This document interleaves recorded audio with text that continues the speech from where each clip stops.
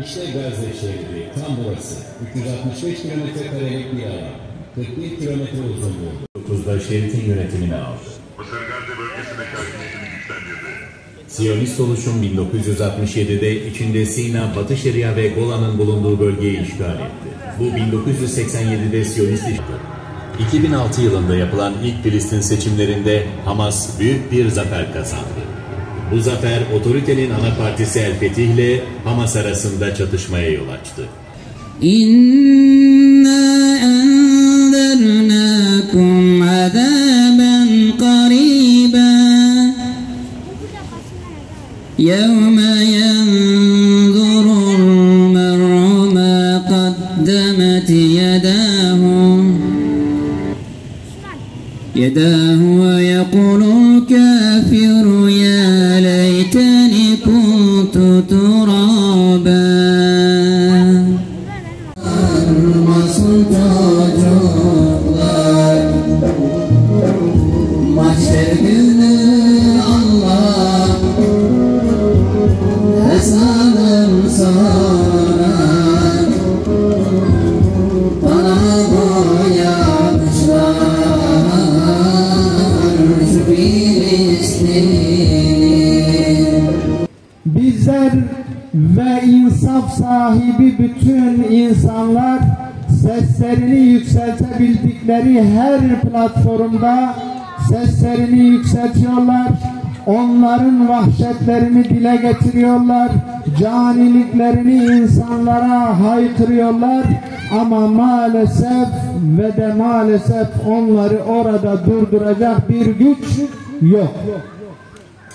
Filistinli kardeşlerimiz bugün bizim sessizliğimizin, bizim acizliğimizin, bizim dağınıklılığımızın, bizim lidersiz oluşumuzun bedelini ödüyorlar maalesef.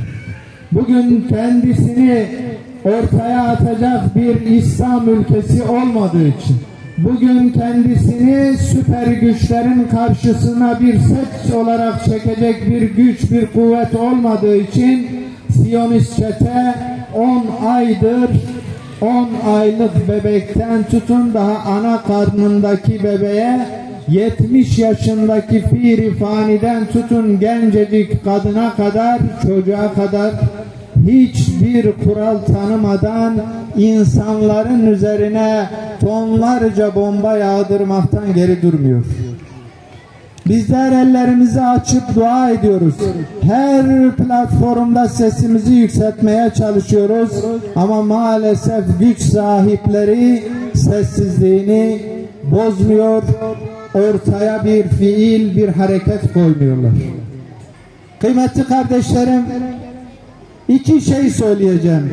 Birisi bize, Müslümanlar şunu çok iyi bilmelidirler. Müslüman devletler şunu çok iyi bilmelidirler ki bu dünya fanidir. Bakın izzet sahipleri bayrağı bir bir kendilerine devredip gidiyorlar.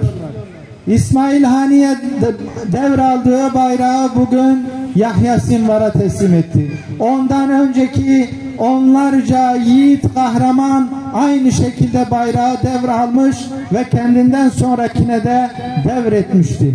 Bu hayatta hiç kimse ebedi kalmayacak. Müslüman ülkelerin o kadar güvendikleri halkları da onları Allah'ın karşısında koruyamayacak, kurtaramayacak. Çünkü Allah Azze ve Celle diyor ki o gün hiçbir kimseden hiçbir bedel fidye olarak kabul edilemez. Kim ne yapmışsa, neyi hak etmişse mutlaka ama mutlaka onun karşılığını alacaktır.